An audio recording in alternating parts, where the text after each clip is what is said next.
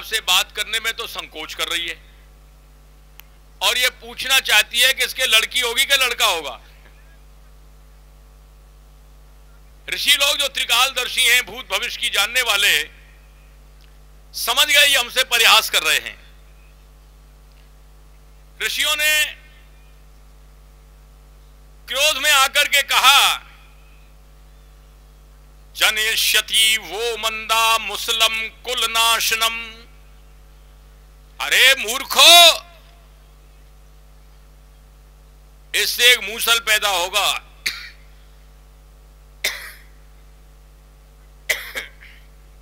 जिससे तुम्हारे कुल का नाश हो जाएगा। तच्छ्रुत्वा ते अति संत्रस्ता, ये सुनकर के बड़े भयभीत हुए और थोड़ा दूर ले जाकर के हट करके जैसे उसके कपड़े हटाए पेट से, तो सच में उसमें से एक मूसल निकला। अब तो इनके आश्चर्य का ठिकाना नहीं रहा। महाराज उग्रसेन के पास में पहुंचे, अपनी गलती माननी पड़ी। बोले हमसे बड़ी गलती हो गई, हम ऋषियों से परिहास करने लग गए। उन्होंने शाप दिया है कि इस मूसल से तुम्हारे कुल का नाश हो जाएगा। अब वो सोचने लगे कि भाई ऐसा उपाय किया जाए जिससे ये मूसल ही नहीं रहे, न रहेगा बांस और न बजेगी बांसुरी। न मूसल रहेगा तो हमारा कुल भी बच जाएगा, उसका नाश नहीं होगा। ऐसा उन्होंने मन में विचार कर लिया। उसको घिस करके, जैसे चंदन को घिसा जाता है, नौकर लगा दिए घिसने के लिए और घिसवा घिसवा के समुद्र में फेंकवा दिया, जो आगे चल के एक विशेष प्रकार की घास बन गया। छोटा सा टुकड़ा बचा, उसको भी फेंक दिया गया। उसको एक मछली ने निगल लिया, मछुआरे ने मछली पकड़ी, पेट फाड़ा, टुकड़ा निकला, पहेलिये ने उसने अपने बाण में लगा लिया। यही सब आगे चल करके यदकुल के संहार के कारण बनेंगे।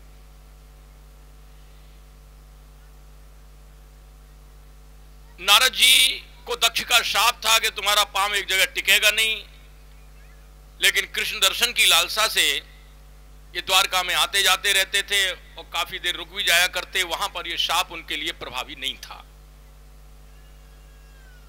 वसुदेव जी ने नारद जी से भागवत धर्मों के विषय में जानने की जिज्ञासा व्यक्त की। उन्होंने बताया कि देखो, एक बार निमि जी की यज्ञशाला में 9 योगेश्वर पधारे।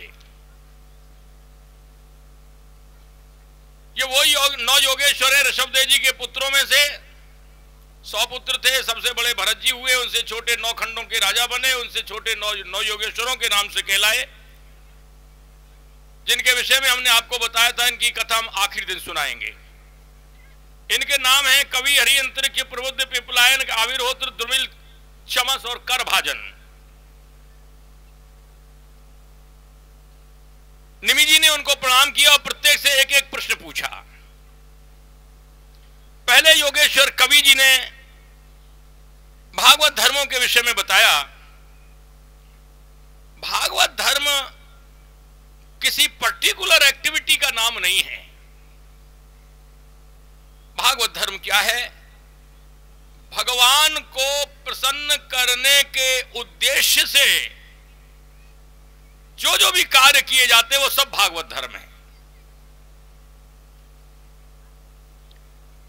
शबरी भीलनी थी, नीच जाति की थी, पैरों को चक चक के रहती थी। अरे झूठा खिला रही है, लेकिन वो भागवत धर्म बन गया क्योंकि भगवान को खुश करने के लिए था। मीठे फल खिलाओ। झाड़ू लगाया करती थी,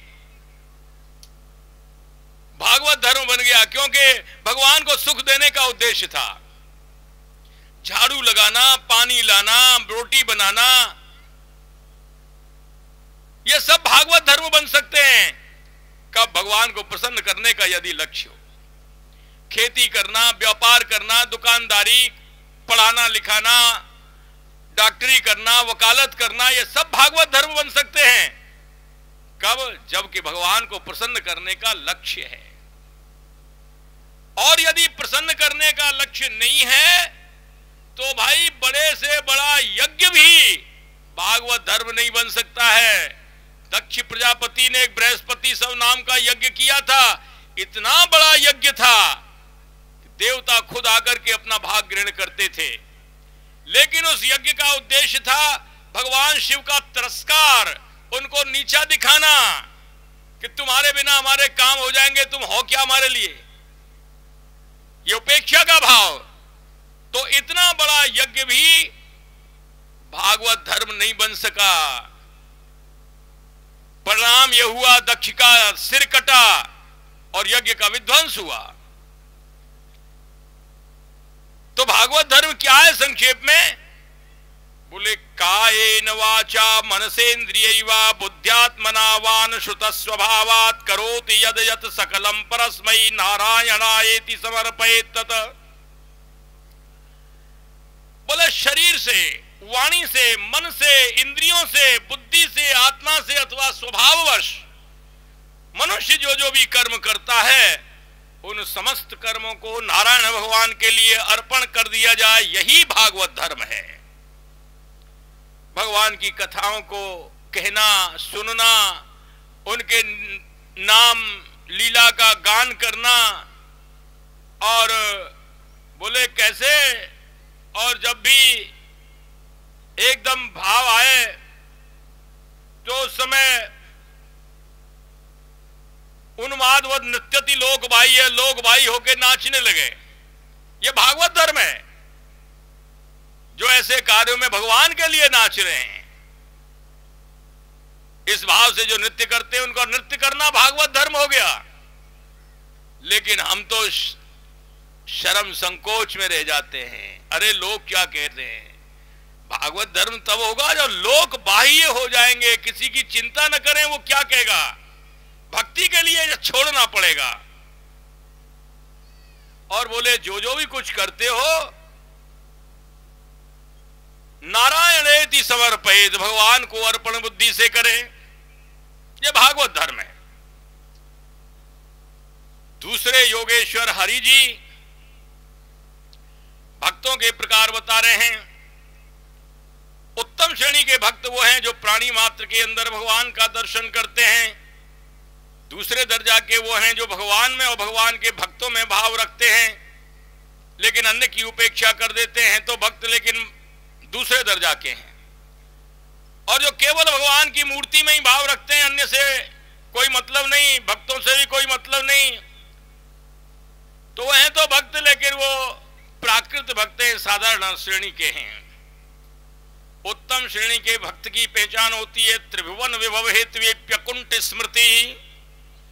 तीन लोक की राजलक्ष्मी भी प्राप्त हो जाए, फिर भी उसका मन भगवान के चरणों को छोड़ करके अन्यत्र संसार में न जाए, बोले वो उत्तम श्रेणी का भक्त है।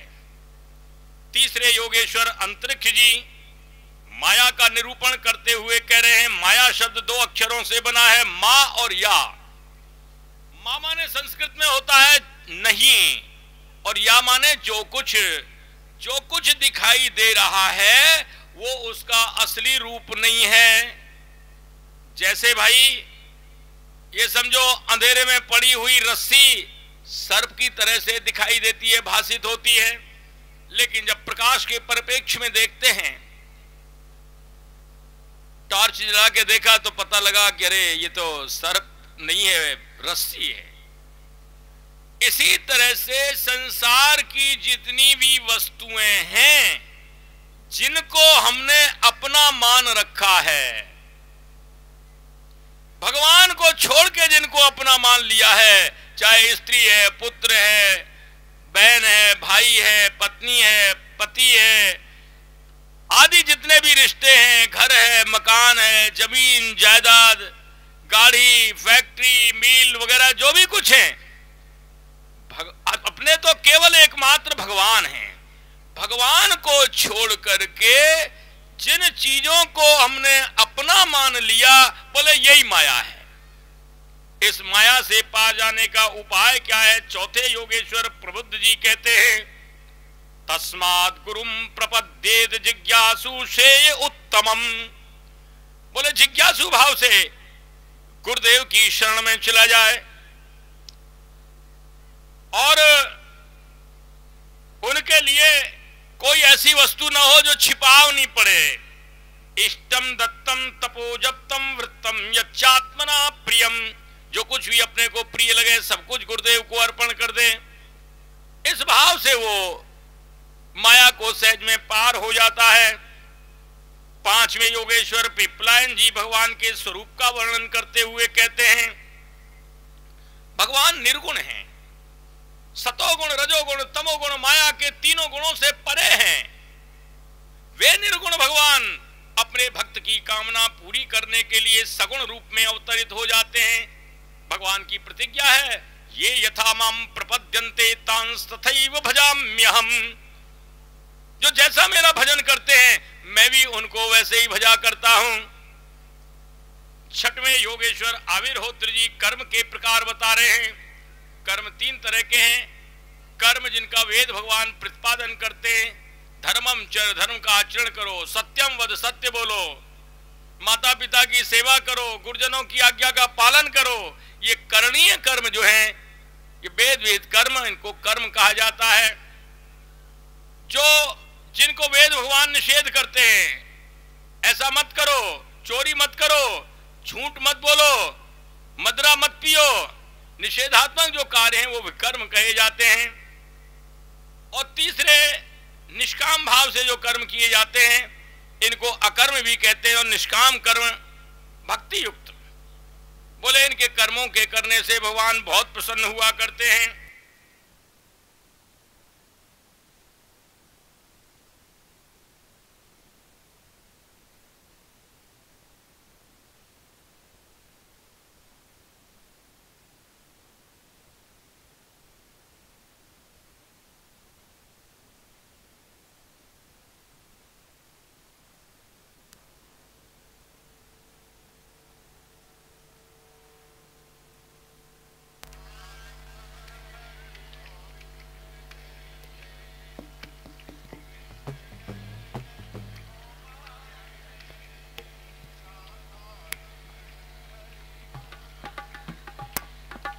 द्रुमिल जी ने भगवान के विभिन्न अवतारों का वर्णन किया। मुख्य रूप से 24 अवतार बताए, जिनमें भगवान श्री कृष्ण का जो अवतार है वो सबसे प्रमुख है। ये समस्त कलाओं के निधान हैं, अंशी हैं। अन्य जितने भी अवतार हैं वो सब अंशावतार हैं। 8वें योगेश्वर चमस जी कहते हैं, देखो जो शुभ कर्म करते हैं वे स्वर्ग आदि के भोगों को प्राप्त किया करते हैं, बुरे कर्म करने वाले नारकीय यातनाएं भोगते हैं, और भक्ति युक्त कर्म करने वाले, निष्काम कर्म करने वाले भक्ति के द्वारा भगवान को प्राप्त हो जाया करते हैं। 9वें योगेश्वर करभाजन जी दो महत्वपूर्ण बातें बता रहे हैं। पहली बात, सतयुग में जो फल तपस्या से मिलता था, त्रेता में वो फल की प्राप्ति यज्ञ आदि करने से हो जाया करती थी। द्वापर में वो फल सेवा करने से, और कलयुग में न तो तपस्या की सामर्थ्य है, न यज्ञ करने की, सेवा करने की भी सामर्थ्य नहीं। कलयुग में वही फल भगवान के नाम का कीर्तन करने से मिल जाया करता है। चैतन्य महाप्रभु जी ने बड़ी सुंदर बात कही थी, हरे राम हरे नाम केवलम नास्तेव नास्तेव गतिर अन्यथा। कलयुग में भगवान नाम के अलावा कल्याण का और कोई सुगम उपाय है ही नहीं। दूसरी महत्वपूर्ण बात उन्होंने बताई, स्त्री हो या पुरुष हो, बालक वृद्ध कोई भी हो, जब उसका जन्म होता है, जन्म लेते ही वो ऋणग्रस्त हो जाता है, कर्जे में लद जाता है। मोटी बुद्धि वाले लोग सोच सकते हैं, अरे हमारे घर में तो लाखों रुपए तो ब्याज का जाता है, हमारे पास किसी का क्या कर्जा है। कर्जा केवल पैसे का नहीं होता है। बुद्धिमान व्यक्ति वो है, थोड़ा भी जिसके पास कर्जा है तो सोचता है भाई मरने से पहले हम कर्जे को चुका दें। ये अच्छे आदमियों का काम होता है। लेकिन जो भाई कर्जा लेकर के चुकाना ही नहीं चाहते तो उनको बेईमान कहा जाता है, उनकी नीयत खराब है। हम लोग जितने भी बैठे हुए हैं, हम सब लोगों की भाई नीयत खराब है, समझ लो हम सब लोग बेईमान हैं। क्योंकि हम कर्जा चुकाना नहीं चाहते। कर्जा केवल पैसे का नहीं होता है। 5 ऋण बताए गए हैं। देव ऋण, देव ऋण से छुट्टी जब मिलती है जब देवताओं का यजन करता है नियमित रूप से। ऋषि ऋण से छुट्टी जब मिलती है जब हम दूसरों को ज्ञान देते हैं, काय का, भगवत तत्व का, भक्ति का ज्ञान देते हैं, भगवान नाम का प्रचार करें, स्वयं भगवान नाम लें, दूसरों को भगवान नाम लेवाएं। हम स्वयं प्रभात फेरी में जाएं, दूसरे लोगों को प्रभात फेरी को प्रेरित करें। इससे क्या होगा? ऋषि ऋण से छुट्टी मिलेगी। ऐसे आयोजन किए जाएं, ऐसे आयोजन में हम लोग सहयोग करें। देखिए, ये अहोभाग्य की बात है। वैष्णव समिति का हम सभी के ऊपर एक ऋण है, देखा जाए, जो ऐसे आयोजन करते हैं। ये आयोजन कब होते हैं? ये आप लोगों के सहयोग से। आप लोगों का जो सहयोग है बना हुआ है, ये सराहनीय है। जो भी इसमें सहयोग करते हैं वो सब उस ऋण, ऋषि ऋण से उनको छुट्टी मिल गई। हमारा धन सार्थक हो गया। जितने लोग कथा सुन रहे हैं, सहयोग करने वाले हर व्यक्ति को, यहां पर उपस्थित जितने भी लोग हैं उनको भी इतने श्रोताओं के सुनने का पुण्य का फल प्राप्त हो रहा है। यहां वो मैथमेटिक्स है। अधिक से अधिक लोग इसमें भाग ले, सहयोगी बने, ये आपके यज्ञ की सफलता है। हर व्यक्ति ये सोचे ये यज्ञ हमारा है, ये नहीं कि वैष्णव समिति का। वैष्णव समिति हमारी है, ऐसा भाव लेकर के चलें। हम इस यज्ञ के भागीदार हैं। ऐसे भाव से जब करेंगे चलेंगे तो निश्चित रूप से भगवान तो इतने दयालु हैं, वो यज्ञ का फल आपको ही होगा। जो जितनी भावनाओं से लगता है उसको उसी अनुपात में उसको फल मिलता है। ऐसे यज्ञों में हमको सहयोग करना चाहिए। इससे ऋषि ऋण से छुटकारा मिलता है। प्राणी मात्र के प्रति हम दया भाव रखें, कृतज्ञता का भाव रखें, इससे भूत ऋण से छुट्टी मिलती है। आप ऋण से छुट्टी पाने के लिए हमको चाहिए अपने बड़ों का, जिनके माता पिता मौजूद हैं, अपने माता पिता का, अपने दादी बाबा पूर्वजों का सम्मान करें। बहुओं का कर्तव्य है कि अपने घर में सास ससुर के चरण छुएं, उनको प्रणाम करें, सम्मान करें। याद रखो, तुम लोग अपने माता पिता सास ससुर का सम्मान करोगी, तुम्हारे बच्चे हमेशा हमेशा तुम्हारी अधीनता करेंगे, तुम्हारा कहना मानेंगे। और जो स्त्रियां अपने सास ससुर का सम्मान नहीं करती हैं, अपने पति की आज्ञा का पालन नहीं करती हैं, उनका जीवन अंधकार में होता है। बच्चे उनको जूते लगाते हैं, और ये उनकी बात नहीं मानना, ये जूते लगाना ही है। उनके बच्चे आज्ञाकारी नहीं होते हैं। Learn command and command, learn obedience and command will come on self. आज्ञा पालन करना सीखो, तुम्हारी बात एकदम मान ली जाएगी। कोई ऐसा नहीं है जो फिर तुम्हारी बात को न मान पाए। हम लोगों को चाहिए हम अपने माता पिता गुरुजनों की आज्ञा का पालन करें। इससे आप ऋण से छुट्टी मिलेगी। भागवत का सम्मान करना, उनका पूजन करना, गीता रामायण भागवत इनका सम्मान करना, भगवत विग्रहों को नमन करना, इन सब चीजों से आप ऋण से छुट्टी मिलती है। एक और है पितृ ऋण। लोगों की धारणा होती है विवाह के बाद में लड़का पैदा हो गया, कुआं पुजवा दिया, बोले साहब पितृ ऋण से छुट्टी मिल गई, आनंद हो गए, दस्टोन करा दिया। अरे इससे पितृ ऋण से छुट्टी नहीं मिलती है। लोगों की गलत धारणा है। कई लड़की पैदा हो गई तो सोचते हैं कि अरे ये तो लुटिया डूब गई, ये तो पराए घर की चीज है, हमारा इससे कुछ नहीं है। नहीं, राम भजत बिटिया भली, राम विमुख नहीं पूत, और शबरी तो हरिधाम गई, धुंधकारी भयो भूत। अगर कन्या भगवान का भजन करती है, भजन न करने वाले उस नालायक लड़के से लाखों गुना अच्छी है। और लड़की हो या लड़का हो, पितृऋण से तभी छुट्टी मिलती है जब वो बच्चे भगवान की भक्ति करते हैं। माता पिता को चाहिए अपने बच्चों को भगवान की भक्ति में लगाएं। सभी माता पिता चाहते हैं हमारे बच्चे सुखी रहें, लेकिन याद रखो बिना भगवान की भक्ति के सुख समृद्धि की प्राप्ति होना मुश्किल है, संभव नहीं है। उनको भगवान की भक्ति में लगाना चाहिए। प्रहलाद जी ने कहा था, कौमार आचरेत प्राज्ञो धर्मान भागवतान ही, कुमार अवस्था से ही भगवान के भजन करना चाहिए, भागवत धर्मों का अनुसरण करना चाहिए।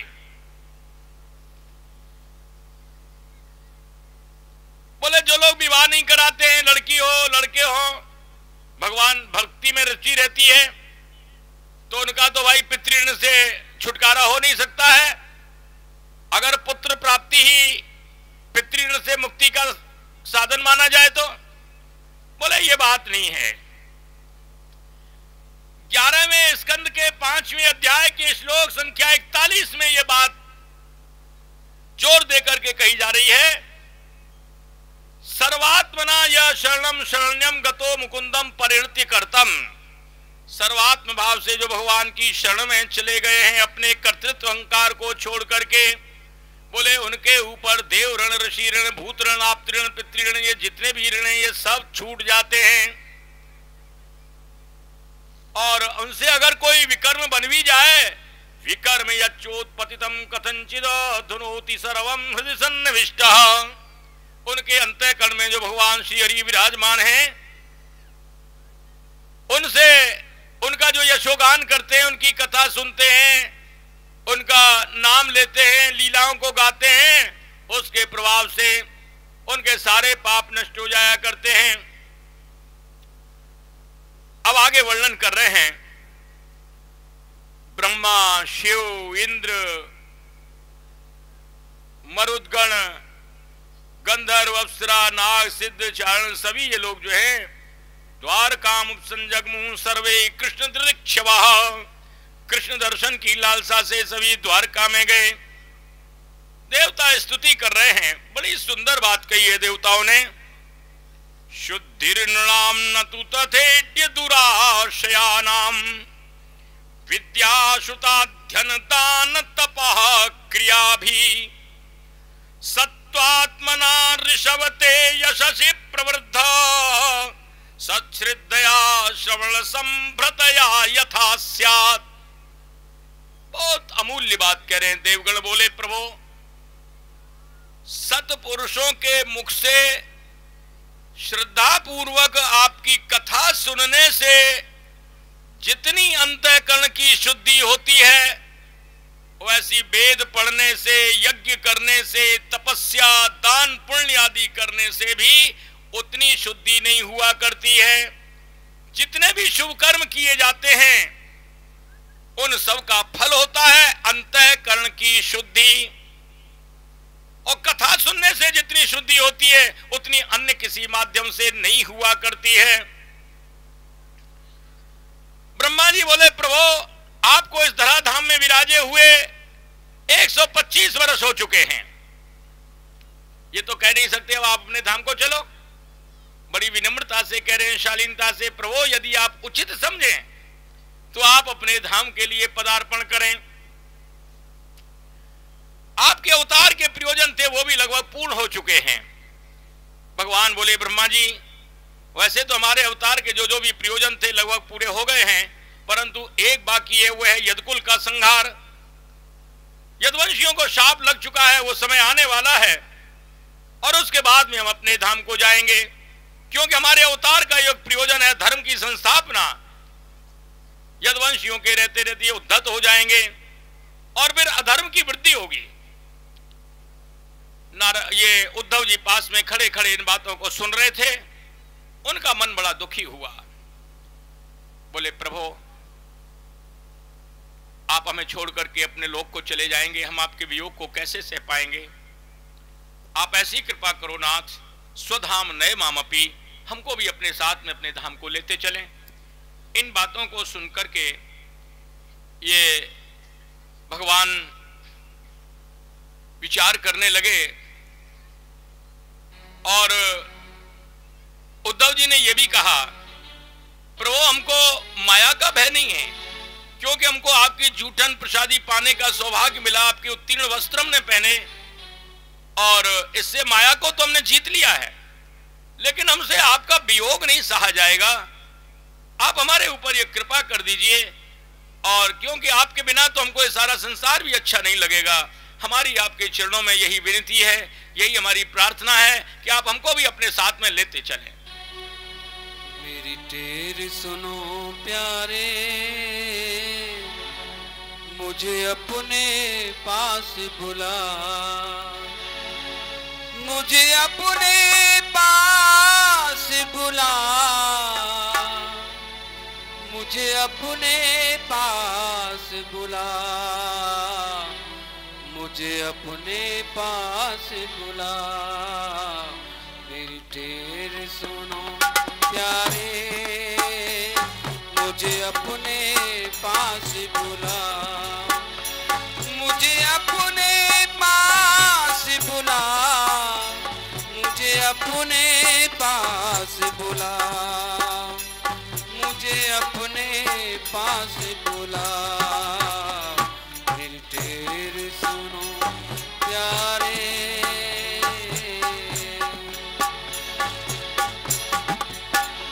बिन तेरे ये जीना,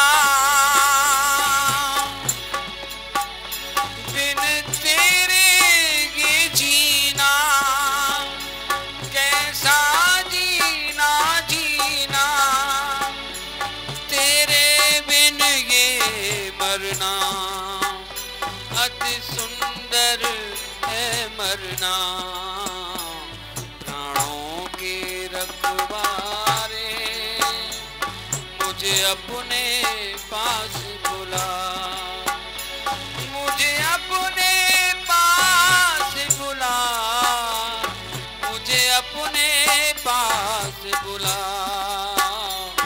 मुझे अपने पास बुला।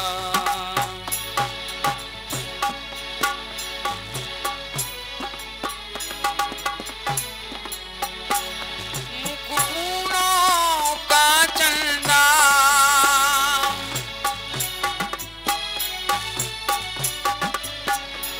मुकुटों का चंदा, माथे के सरबिंदा, सब कट जामे द्वंदा, होवे मन आनंदा। जग के उजियारे, मुझे अपने पास बुला,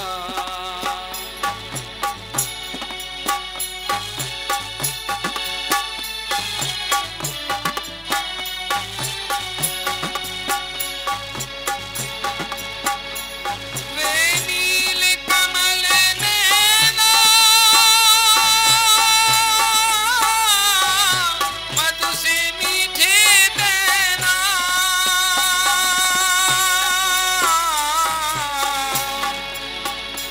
वे नील कमल नैना, मधु से मीठे बैना, दर्शन में है चैना, शाश्वत पद के देना। अब सागर निस्तारे, मुझे अपने पास बुला। हे गोपाल गोपाल,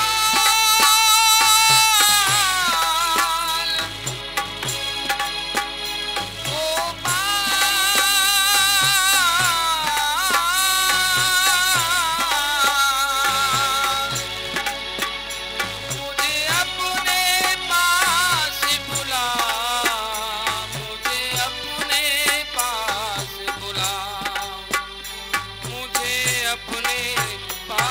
बुला, मेरी फिर सुनो प्यारे, मुझे अपने पास बुला।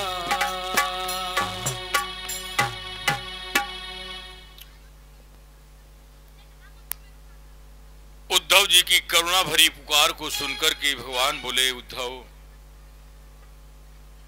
हमारे अवतार के जो जो भी प्रयोजन थे वो पूरे हो चुके हैं। एक बाकी था यदकुल का संहार। सुब्राह्मणों का शाप लग चुका था और आज से 7वें दिन समुद्र सप्तम ही न्याता